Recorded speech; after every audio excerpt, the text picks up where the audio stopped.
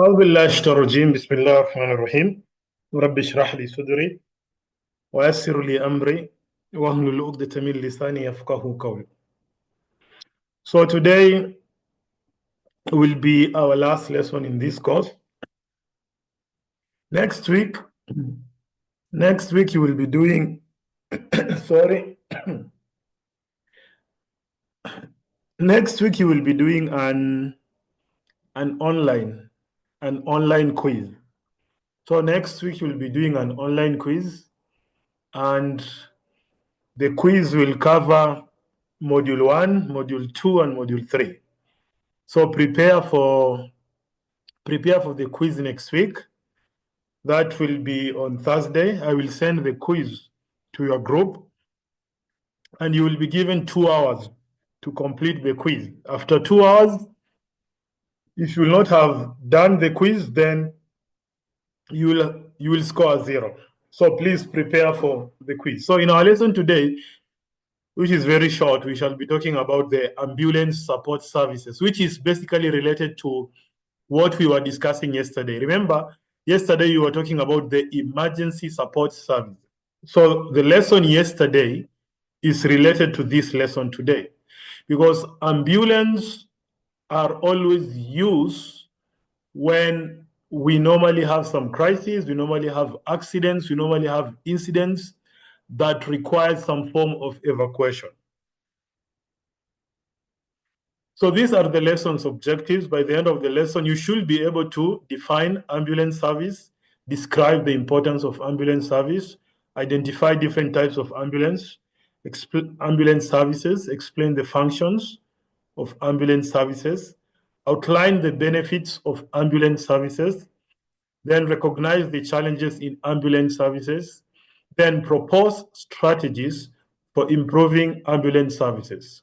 Now, let us start. So, number one, as we always do, we always start with the definition of terms. So when you're talking about ambulance service, what comes to your mind? So ambulance services refer to the organized system for providing emergency medical transport and care for individuals experiencing medical emergencies, trauma, or critical health situations. So that is what ambulance services in brief is. So there are some key words in this definition. Number one, we have to know that the ambulance services is something that is organized. Organized, then number two, for doing what? Providing emergency medical transport. Remember, the ambulance is a form of transport. We normally use it to carry patients from one place to another. So to transport and care for individuals experiencing medical emergencies. So these services are typically equipped with trained medical personnel. Inside an ambulance, you'll always find people who are trained and they have advanced life support equipment. Inside the ambulance, you'll also find life support equipment.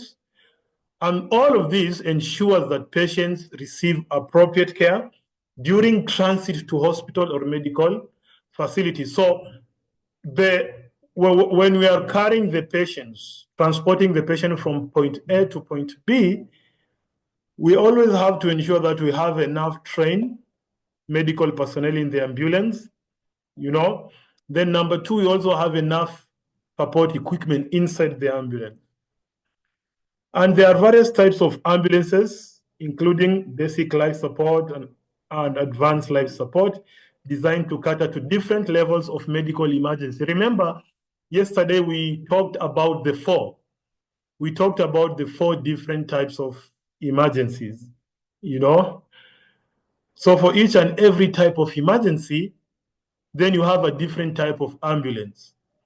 Sometimes you have a bus ambulance, sometimes you have a van ambulance, sometimes you even have an airplane ambulance. For example, in areas where there is a lot of rain, there is some flood.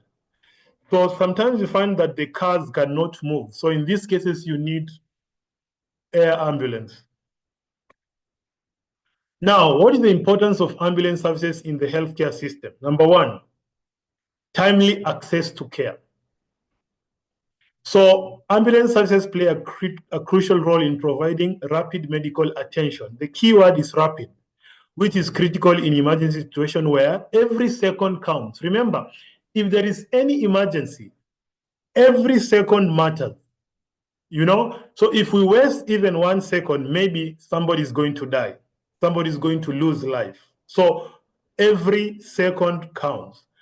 Then quick response times can significantly improve patient outcomes. If we respond quickly, then we can improve the patient outcomes, particularly in cases such as cardiac arrest, stroke, or severe injury. These are the cases that need us to respond very quickly. If we don't do that, then the patients might die.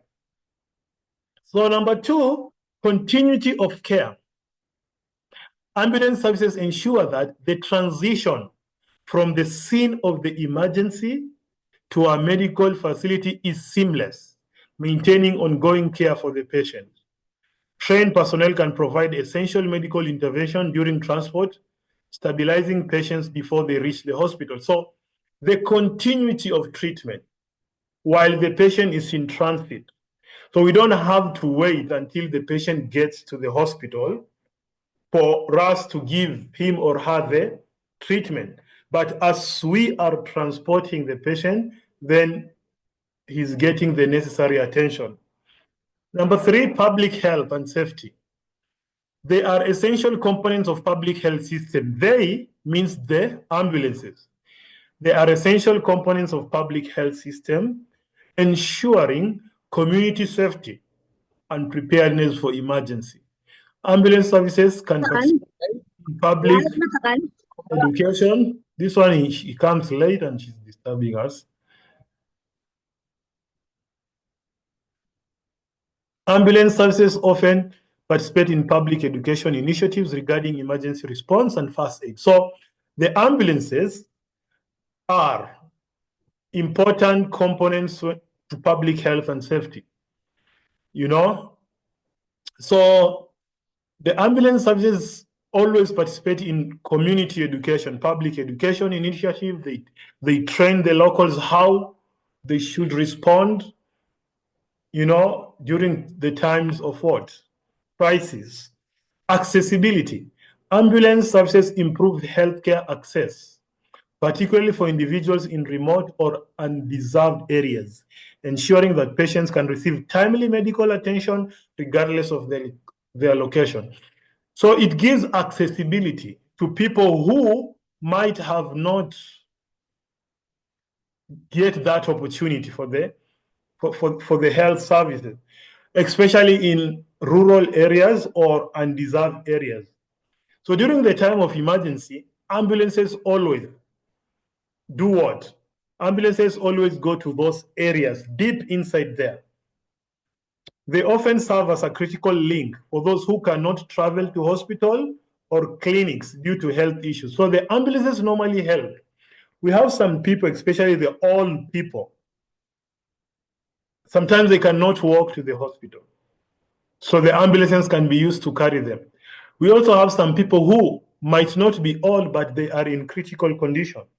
So we can use the ambulance to transport them. Then another importance for the ambulance, it is resource for disaster response. So ambulance services are vital during large-scale emergency. Remember, yesterday we talked about the types of emergency. So the large-scale emergency, for example, people are in an event, people are in a sporting event campaign. Natural disasters, for example, floods, rains, the floods and the rains, the earthquake, or mass casualty incidents. You know, mass casualty incident means, for example, there is an accident, and in the accident, maybe a lot of cars are involved, more than 4, 5, 6 cars, they have collided together. So that's a mass casualty incident because many people are injured and they've lost, some are going even to lose their life. So it helps to coordinate patients' transport and care. The ambulances work in conjunction with other emergency response services, contributing to effective disaster management strategies. Remember, in semester 2, I think you talked, there was this course about disaster management. And we learned in detail what is a disaster, what are the types of disasters, and the disaster management cycle. So I think you already have a background about the disaster management strategies. Then number 4, the ambulances services can be a more economical option. They're cost effective compared to private transport. Salam alaikum. I'll call you. I'm in class. I will call you. Alaikum salam. I'm good. I'm in class. I'll call you after the class.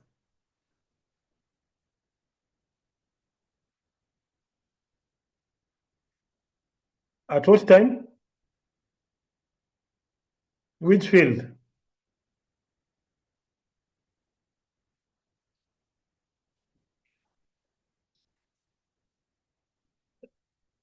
Okay, let me call you after this. I'm calling you. I will call you. I will be there, no problem. Immediately, I have class now. I'll call you after 30 minutes. So, sorry for that. So, we're talking about cost effectiveness, and we've said ambulance services can be a more economical option compared to private transport, especially in emergencies where immediate medical care is necessary. So sometimes you find that we normally have the public ambulances, which can be very cheap compared to the private services or the private ambulances. So their prices are normally cheaper, not that expensive. So people can easily can easily access them because it is cost effective. Now, what are the types of ambulance services? Number one, we have the basic life support ambulances. So the basic life support ambulances are equipped to provide basic medical care and transport for patients with non-life threatening conditions. So the basic life support ambulances, it is normally used to transport patients whose conditions are not that serious. They are not life threatening. What are the features of this ambulance? They are staffed by emergency medical technicians who can administer basic intervention. Remember, the keyword is basic, such as oxygen, cardiopulmonary resuscitation, which is all the word, the CPR is, for example, sometimes you find that there are some patients who normally have problem with breathing or the heartbeat has stopped. This is what is known as CPR. And sometimes there is wound care.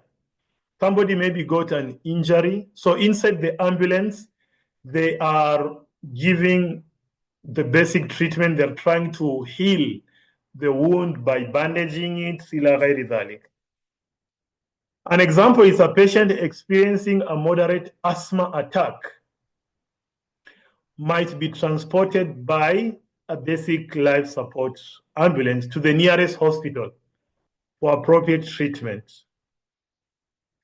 And the emergency medical technicians provide oxygen and reassurance during the transport, but do not perform advanced medical procedures. So this is just but a very basic example. Somebody is having a problem with asthma. Somebody is asthmatic. So we can use this ambulance to carry this patient to the hospital. Number two, we have the advanced life support ambulances. So these ambulances are equipped with advanced medical equipment. So it is not like the first one, which is the basic. The basic life support ambulances, you'll not find a lot of advanced things inside. But for this one, you'll find advanced medical equipment and staffed by paramedics who can provide complex life-saving intervention. So here we have paramedics. people who are specialized to give advanced care and intervention. So what are the features of these ambulances? That is, they are capable of administering medications, performing intubations, and using advanced monitoring equipment. So everything is advanced in this case. Example, a patient suffering from a cardiac arrest will be transported in an advanced life support ambulance, and paramedics can perform the CPR or administer defibrillation and provide medication en route to the hospital, significantly increasing the chances of survival. Then number 3, we have specialty transport ambulances. So these ambulances are designed to transport patients with specific medical needs or conditions requiring specialized care during transit. For example, neonatal, or psychiatric, So these are ambulances that require, it is only for people who have extraordinary cases. When somebody has a mental problem, they also have their special ambulance. So we cannot take them to the basic, whatever, ambulance, no. So they have their specialized transport ambulances. But unfortunately, is that in Africa, we only use the same ambulances for all the cases. That is the unfortunate thing. We only use the basic ambulance to do all these things, which sometimes can be very detrimental. Now, what are the features? These ambulances, they are equipped with specialized medical equipment and staffed by personnel with additional training, because the patients using this ambulance, they require additional care. So also the health practitioners, they need what? Additional training. And there are always two. We have the neonatal ambulances, normally equipped with incubators, pediatric life support system for transporting critically ill newborns. For example, a premature baby requiring specialized care may be transported in a neonatal ambulance from a rural hospital to a tertiary care center for more comprehensive treatment. Or we have psychiatric ambulances, which are designed for the safe transport of individuals experiencing severe mental health crises. Now, number 4, we have the air ambulance services. So the air ambulance, including helicopters and fixed-wing aircraft, are used for rapid transport over long distances or to inaccessible locations. So when the distance is that long, because sometimes maybe the accident has happened and the distance between the hospital and the place where the accident has happened, maybe it's far. So in that case, we need an air ambulance. Or number 2, inaccessible location. Maybe it has been raining for a long period of time.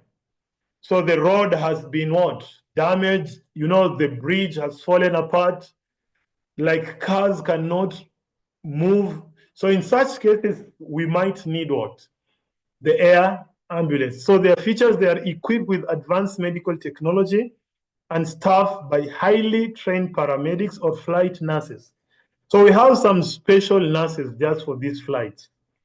An example, maybe in a remote area, a person sustaining serious injuries from an accident may be airlifted by an air ambulance to a hospital with trauma surgery capabilities.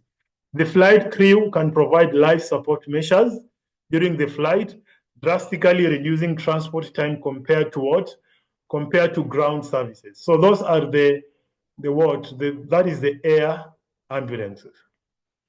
Now, what are the functions of ambulance services?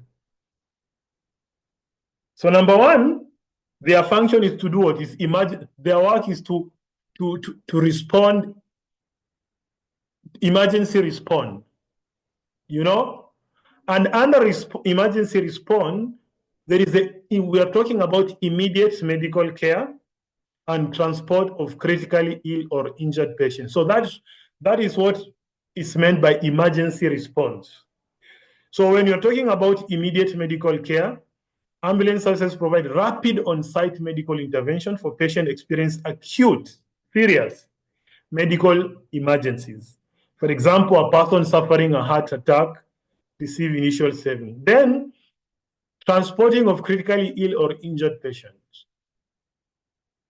So that is the first function of ambulance service. Emergency response. When there is any emergency situation in any place, then they have to respond immediately. Number two, non-emergency transport. Sometimes the case is not emergent, like transport for scheduled treatment. Ambulance services facilitate non-emergency medical transport for patients requiring regular treatment. You know, a cancer patient, for example, who needs regular chemotherapy session may use a basic, whatever, ambulance services to safely travel to and from the treatment center, ensuring they receive care without burdening family members. So there is a patient who is suffering from cancer, and remember, the cancer patients, they normally have chemo sessions. So transporting the patient to and from the house, we can just use the basic ambulance services, you know? So the case is not emergent. It is just a routine thing. After every month, the patient has to go to the chemo. So instead of taking a Bajaj, instead of maybe taking a taxi, we can just call an ambulance. Number three, interfacility transfer. We can also use the ambulance for interfacility transfer. So here we are talking about transfer of patients between hospitals. Ambulances are used to transfer patients from one healthcare facility to another when specialized care is needed. Maybe somebody is in a broader hospital, but we need to transport them to Boroma International Airport, to Boroma International Hospital, where they can get specialized care. So, for example, a patient recovering from surgery at a local hospital may need to be transferred to a specialized rehabilitation center for further care using an appropriate ambulance equipped for their condition. Somebody, for example, is suffering or is recovering from a surgery at a local hospital, may need to be transferred to a specialized hospital or rehabilitation center for further care using an ambulance. Remember, the patient who has undergone surgery, they are normally in critical conditions. They are always in pain, so we cannot just carry them anyhow. Then coordination for specialized care. Ambulance services coordinate with hospitals to ensure continuity of care during transfers, particularly for patients needing immediate specialized intervention. For example, a patient with a severe burn may be transported from a regional hospital to a burn unit at a major trauma center with prearranged plan for the receiving facility to provide specialized treatment. So the ambulance can also be used for coordinating specialized care.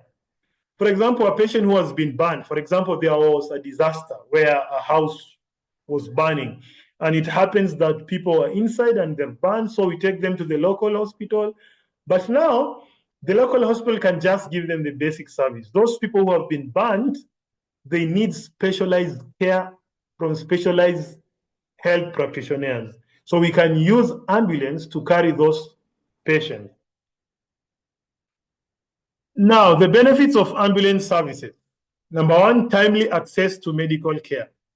So the ambulances, it enables us to get medical attention quickly, which is very crucial for emergency, where remember, we said that every second counts. Number two, enhance patient outcomes. Rapid response and appropriate pre-hospital care improve overall health outcomes. So when you're talking about enhancing patient outcomes, that is, the patient is going to heal quickly. We are going to reduce the pain. So we don't have to wait until the patient is in the hospital to get the care. So the patient, while he is on transit, is getting some medication. Then community health impact. What are the benefits of ambulance to the community? Accessibility for underdeserved population. So ambulance services provide critical health care facilities to marginalized communities, ensuring everyone can receive care when needed. So when you're talking about ambulances, especially the public ambulances, so the public ambulance services, they always give everybody services. So there should not be some kind of discrimination when giving the services, you know, ila ghairi dhalik. Number two, public education on emergency response. Ambulance services often engage in community outreach and education, raising awareness about emergency health issues and proper response protocols. So the people who normally work in the ambulances, they normally educate the public on how to respond in cases of emergency.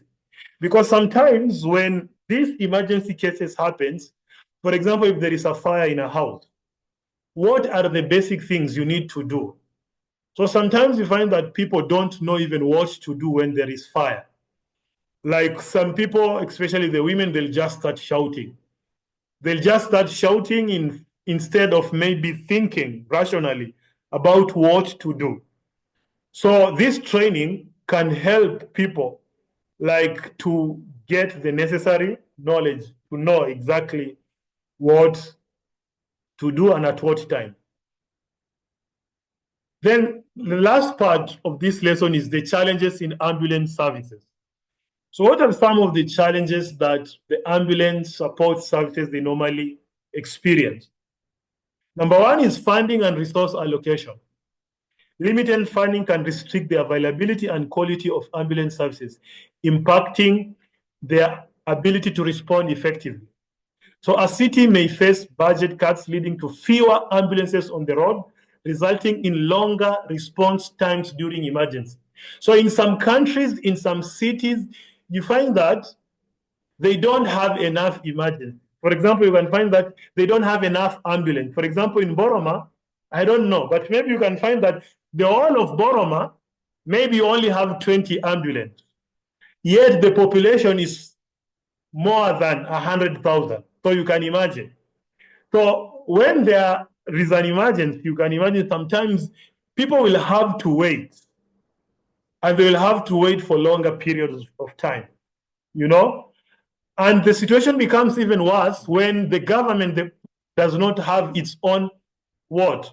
When the government does not have its own ambulances. And this is what is happening in many countries. That is, the ambulances, it's only the private hospitals that have the ambulance. And you have to hire, you have to pay something to get their service. Then number two, regulatory compliance and standard. Ambulance services must adhere to various regulations and standards, which can be complex and costly to implement. So what they are telling us here is that the ambulance services, they normally have some rules, regulations they have to follow. And if they don't do that, what will happen? If they don't do that, then so it will cost them. And sometimes it can be complex. For example, there can be the local government can say, hey, all the ambulances, for you to operate, you need to have a license. And the license maybe is $500 or $1,000. So if you don't pay for the license, they'll not allow you to operate. Again, they're going to tell you, oh, the drivers of the ambulance, they need to have some certain qualification. So if you have to find drivers who have some qualification. So it can be very problematic. Staffing and training requirement is another challenge. Ensuring a well-trained staff to provide high-quality care is a persistent challenge, as recruiting and retaining qualified personnel can be difficult. For example, a rural ambulance services may struggle to attract EMTC, emergency medical trainer, and paramedics due to lower salaries compared to urban areas, leading to staffing shortages and increased overtime for. So sometimes in the rural areas, People who normally work, for example, in Dila, if you're in Boroma, people who work at Dila, for example, they are not paid as people who work in Boroma. So the ambulance drivers, the health practitioners who work in the ambulance support service, if they're not being paid well, they will leave those hospitals and they'll come to towns where they can be paid better. Number D is geographical and logistical barriers. Geographical challenges such as difficult terrain. Terrain means what? We have mountains, slopes, valleys, the road is not okay, or limited access route can impede timely ambulance responses. So sometimes you find that because the condition of the road is not good, the ambulance, instead of using 1 hour, then it will use like 2 or 3 hours. And the longer the response time, then the lower the patient outcome. The quality of the patient outcome is also going to be low. So in mountainous region, in places where you have mountains, an ambulance may face delays due to narrow, winding roads or sometimes weather conditions, which can significantly affect response time to an emergency call. Okay? So that's the end of our lesson. If you have any question, you can ask. So this is our last lesson. Next week on Thursday, you will be having an online quiz. The online quiz will start from 4:30. Then you'll have to finish it by 6:30. You'll be given 2 hours. Okay? And the quiz will cover the first 3 modules. You have module 1, module 2, and module 3. Then the what? Then the other 3 modules, module 4, 5, and 6, will be your final exam, which I think will also be an online exam. So it will be a multiple choice question exam. Okay, so I think this is the end of our call, and we'll meet next week when you'll be doing your assignment. And soon I think you'll also be writing your research soon. So you should be thinking of the topic. Which topic are you going to be writing? Because some students, they normally face a lot of challenge when it comes to choosing a topic, like which topic is the best. Because if you don't choose a good topic, then it will take you a lot of time to write your research. You will not get enough resources. So if you need any guidance in choosing the topics, you can just contact me.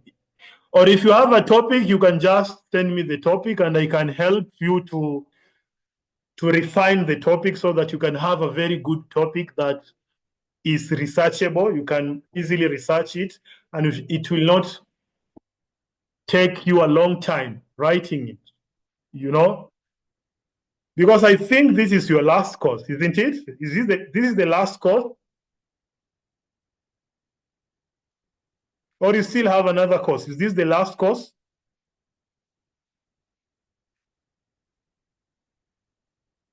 Huh?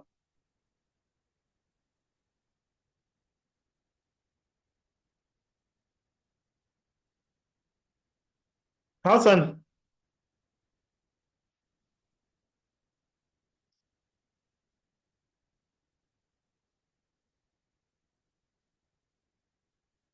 I cannot hear your voice. Can you unmute? Unmute yourself, Hassan. I cannot hear you.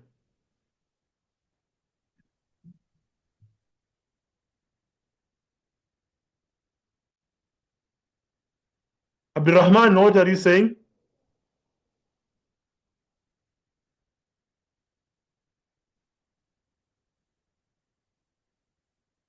Hassan?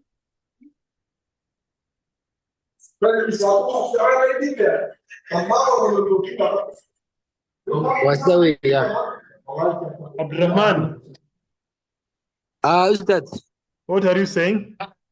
You have a I'm question? fine. No, I don't have any question. Oh, okay. Okay, if there is no question, then we'll meet next week, inshallah.